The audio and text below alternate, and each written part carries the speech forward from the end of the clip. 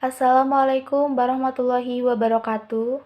Perkenalkan, kami dari kelompok 6, semester 5 Agribisnis Hortikultura 2, yang beranggotakan Destia Afiani, Jazim Kori Ainaya, Insan Anugrah, Kartika Sanindita, dan Yafi Sahda akan membawakan materi tentang perencanaan SDM dan proses rekrutmen. Apa itu perencanaan SDM? Perencanaan SDM adalah proses sistematis untuk meramalkan permintaan dan penawaran SDM di masa depan. Tujuan perencanaan SDM adalah menentukan karakteristiknya masing-masing, yaitu usia, pendidikan, keahlian, sifat, dan sebagainya, yang dibutuhkan organisasi untuk mencapai tujuan strategik, operasional, dan fungsional. Perencanaan sumber daya manusia atau Human Resource Planning adalah proses sistematis untuk mencocokkan pasokan karyawan internal dan eksternal dengan lowongan-lowongan jabatan yang diperkirakan muncul dalam organisasi sepanjang periode waktu tertentu. Ini menurut Moody tahun 2008. Dua komponen perencanaan SDM. Yang pertama, peramalan kebutuhan atau recruitment forecast, dan yang kedua adalah peramalan ketersediaan atau availability forecast. Peramalan kebutuhan. Peramalan kebutuhan adalah aktivitas penentuan jumlah, keterampilan, dan lokasi karyawan yang akan dibutuhkan organisasi di masa mendatang dalam rangka mencapai tujuan-tujuannya. Peramalan kebutuhan mencerminkan berbagai faktor seperti perencanaan produksi dan perubahan produktivitas. Fungsi dari peramalan kebutuhan adalah untuk menentukan besarnya permintaan SDM. 3 faktor yang mempengaruhi permintaan sumber daya manusia. Nah, yang pertama itu ada faktor organisasional, yang kedua itu ada faktor angkatan kerja, yang ketiga itu ada faktor eksternal. Di sini kita akan ulas satu-satu.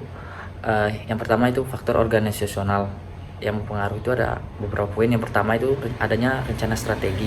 Di sini artinya rencana strategi itu misalkan suatu perusahaan memiliki strategi tertentu untuk memajukan perusahaannya, otomatis untuk melaksanakan strategi tersebut membutuhkan tenaga kerja yang baru atau sumber daya manusia yang baru. Selanjutnya yang kedua terkait anggaran. Nah, di sini jumlah anggaran mempengaruhi kebutuhan sumber daya manusia seperti itu. Yang ketiga itu adanya ramalan penjualan dan produksi. Di sini apabila ramalan penjualan dan produksi membutuhkan orang yang lebih banyak, maka otomatis perusahaan tersebut akan meminta sumber daya manusia yang lebih seperti itu. Selanjutnya itu perusahaan baru. Nah, jika organisasi tersebut merupakan perusahaan baru, otomatis sudah pasti membutuhkan sumber daya manusia untuk melaksanakan atau untuk menjalankan organisasi atau perusahaan tersebut seperti itu.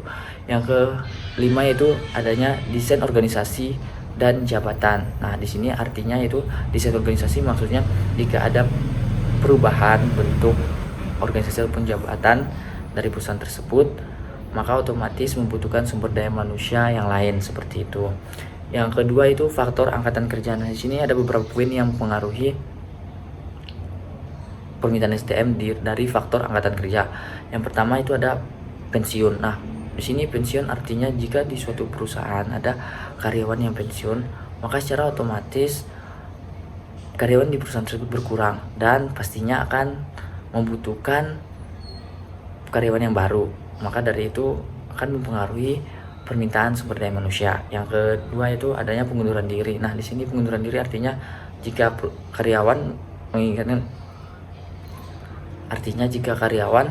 menginginkan pengunduran diri, maka otomatis perusahaan harus mencari penggantinya seperti itu.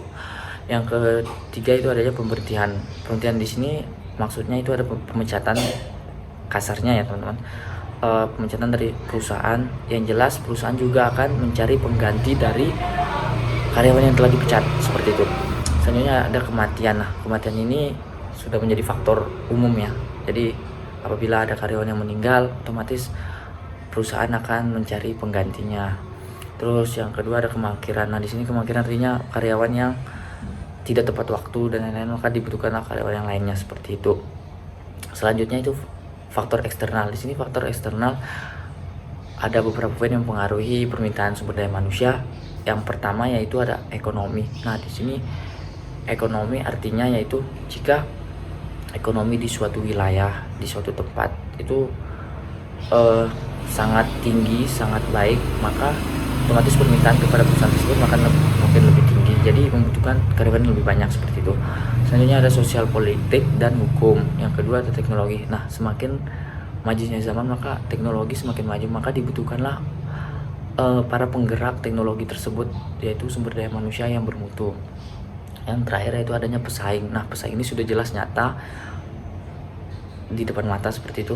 Jadi untuk itu perusahaan pastinya membutuhkan karyawan-karyawan yang sangat bermutu, yang baik demi melancarkan kegiatan usahanya seperti itu.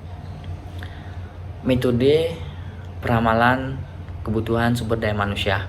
Nah, sini ada beberapa metode. Yang pertama itu yaitu zero based forecasting.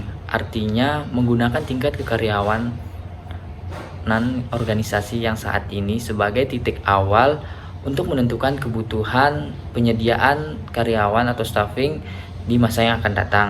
Nah, yang kedua itu bottom up approach. Artinya yaitu setiap level yang berurutan dalam suatu organisasi, mulai dari yang terendah, meramalkan kebutuhannya hingga akhirnya menghasilkan ramalan agregat mengenai karyawan yang akan dibutuhkan. Nah, metode yang berikutnya itu hubungan antara volume penjualan dengan jumlah karyawan yang dibutuhkan. Karena apabila volume penjualan tinggi, maka otomatis membutuhkan karyawan yang sangat banyak juga untuk membantu produksi seperti itu. Yang terakhir itu ada metode model simulasi. Di sini model simulasi yaitu teknik peramalan dengan melakukan eksperimen mengenai situasi nyata menggunakan model matematis. Peramalan ketersediaan. Nah, arti dari peramalan ketersediaan merupakan aktivitas untuk memperkirakan kemampuan perusahaan untuk mendapatkan karyawan-karyawan dengan keterampilan yang dibutuhkan dan dari mana sumbernya. Dalam rangka meramalkan ketersediaan atau penawaran SDM ini, manajer sumber daya manusia di suatu perusahaan harus mengamati sumber-sumber internal, yaitu para karyawan yang dipekerjakan saat ini, dan sumber-sumber eksternal atau pasar dari tenaga kerja seperti itu. Penawaran SDM atau sumber daya manusia. Di dalam penawaran sumber daya manusia ini terdapat dua estimasi. Yang pertama itu ada estimasi penawaran internal, yang kedua adalah estimasi penawaran eksternal. Nah, untuk estimasi penawaran internal sendiri terdiri dari ada auditnya sumber daya manusia dari perusahaan tersebut, terus rencana sukses dari perusahaan tersebut, dan bagan penggantian yang ada di perusahaan tersebut. Yang kedua itu estimasi penawaran eksternal. Nah, di sini yang pengaruh itu ada kebutuhan eksternal itu sendiri, terus yang kedua analisis pasar tenaga kerja, yang ketiga yaitu sikap masyarakatnya, yang keempat sama demografi perusahaan tersebut. Alternatif tindakan jika diramalkan defisit atau kekurangan karyawan di suatu organisasi atau perusahaan yang ada. Yang pertama itu ada dilakukannya rekrutmen kreatif, di mana pendekatan-pendekatan baru untuk merekrut karyawan. Di sini organisasi mungkin harus merekrut di wilayah-wilayah yang geografisnya berbeda dibandingkan pada masa lalu. Terus menggali metode-metode baru dan mencari tipe-tipe kandidat yang berbeda. Terus yang kedua itu ada intensif dan kompensasi. Di sini artinya karena persaingan yang ketat dalam mendapatkan karyawan pada masa atau pada situasi seperti ini dan adanya permintaan tinggi, maka perusahaan harus mengandalkan insentif dan kompensasi. Selanjutnya itu ada program pelatihan. Nah, program pelatihan ini merupakan program pelatihan khusus diperlukan untuk mempersiapkan orang-orang yang sebelumnya belum mampu bekerja agar dapat mengisi posisi-posisi yang kekurangan orang dalam perusahaan tersebut seperti itu. Selanjutnya itu ada standar seleksi yang berbeda. Nah, di sini perusahaan memperendah standar-standar kekaryawannya agar cukup banyak orang yang bersedia untuk mengisi jabatan tersebut, yang pastinya tidak mengurangi kualitas dari karyawan tersebut. Seperti itu.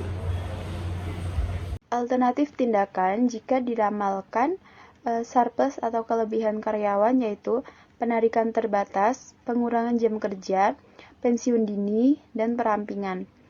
Penarikan terbatas yaitu mengurangi angkatan kerja dengan tidak mengganti para karyawan yang keluar.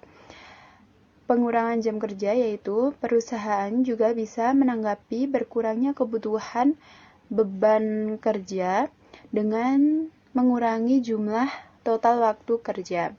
Kemudian pensiun dini yaitu mendorong karyawan untuk pensiun lebih awal dengan total paket uang pensiun yang lebih menarik agar karyawan mau untuk melakukan pensiun dini.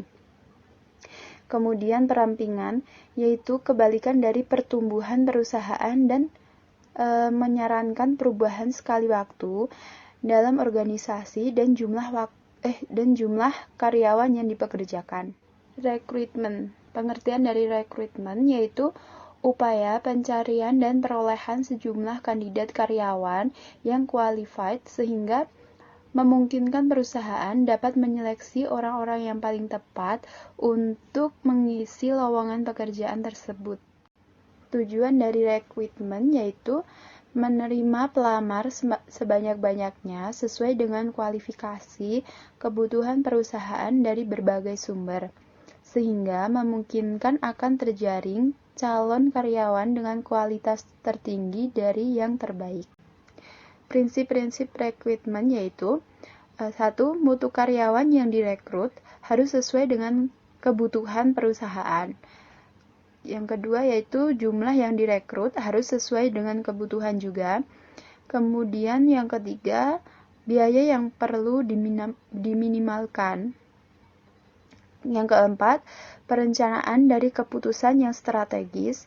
Yang kelima, fleksibilitas. Yang keenam, pertimbangan-pertimbangan hukum. Perencanaan rekrutmen. Nah, di dalam perencanaan rekrutmen itu ada beberapa poin yang harus kita penuhi seperti jumlah orang yang dibutuhkan, kapan dibutuhkannya, dan di dalam perencanaan rekrutmen ini manajer juga tidak kalah berperan penting karena manajer tersebut harus menyadari apabila terdapat keterlambatan dan kesalahan dari si pelamar atau si yang kita cari untuk direkrut di perusahaan kita. Jumlah orang yang dibutuhkan itu harus sesuai dengan kebutuhan, maka ini sangatlah penting. Dan kapan dibutuhkannya itu juga harus tahu, harus tepat sasaran karena tidak mungkin pada saat semua job itu terpenuhi kita membuka perekrutan, itu kan malahan membuat perusahaan tersebut tidak mengalami profit.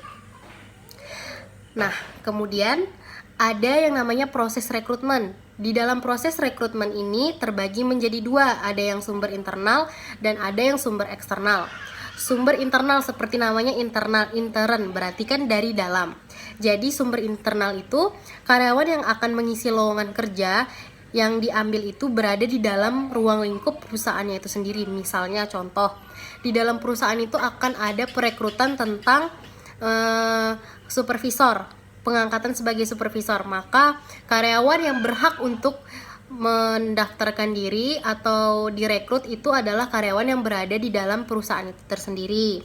Sedangkan kalau sumber eksternal itu adalah karyawan yang mengisi jabatan atau lowongan yang dibuka pendaftarannya itu adalah yang berasal dari sumber-sumber tenaga kerja yang berada dari luar perusahaan.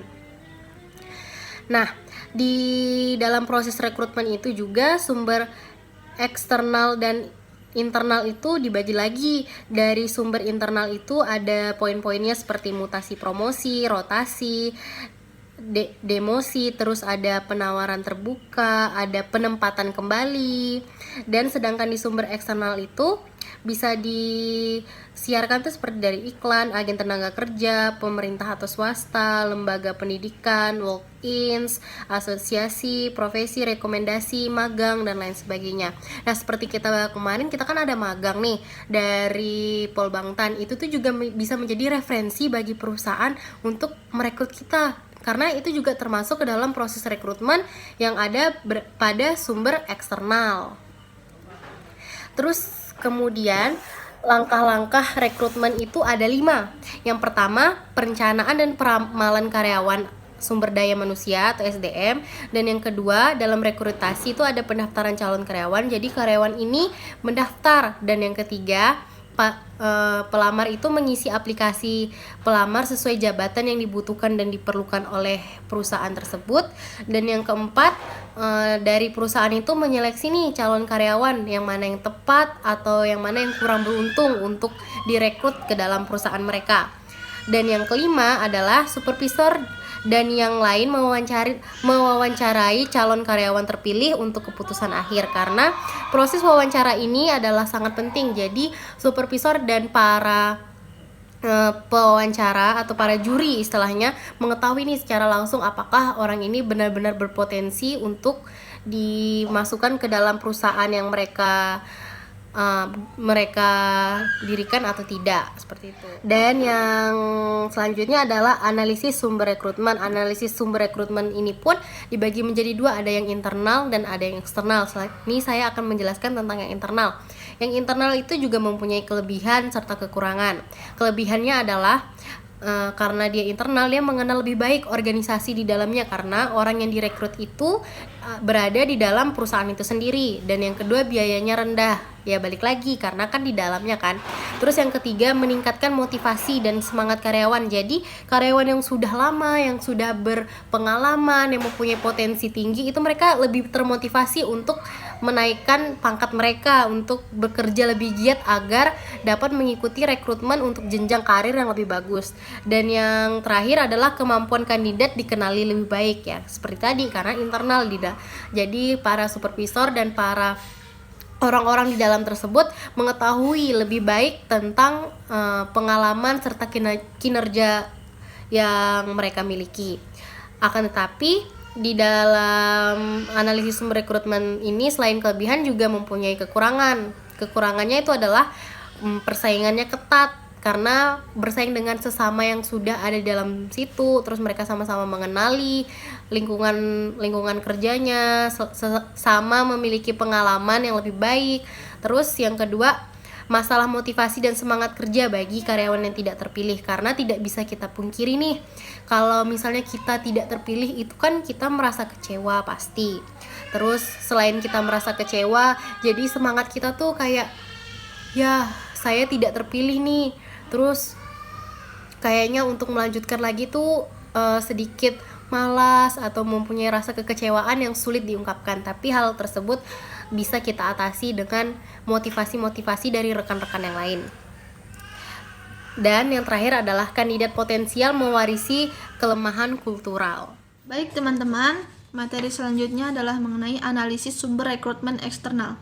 Di sini ada kelemahan dan kelebihannya. Kita ke kelebihannya dahulu. Yang pertama adalah penyegaran situasi kerja, dapat menekan unsur dan kelemahan struktural, dan variasi kompetensi SDM.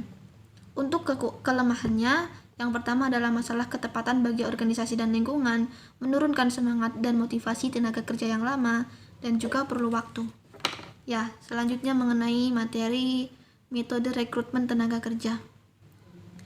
Di sini ada metode terbuka dan metode tertutup. Untuk metode tertutup dahulu adalah ketika penarikan hanya diinformasikan kepada para karyawan atau orang-orang tertentu saja. Ini akan mengakibatkan lamaran yang masuk akan relatif sedikit, sehingga kesempatan untuk mendapatkan karyawan yang baik akan sulit. Yang kedua adalah metode terbuka, ketika penarikan diinformasikan secara luas dengan memasang iklan pada media cetak maupun elektronik agar tersebar luas ke masyarakat.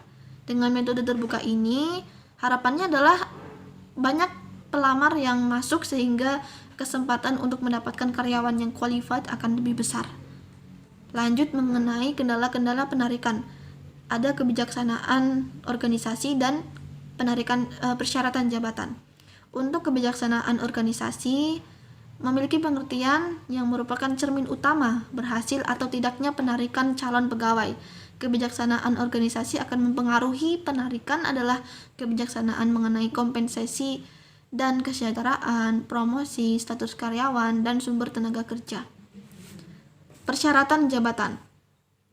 Semakin banyak persyaratan yang harus dimiliki pelamar, maka kemungkinan pelamar akan sedikit.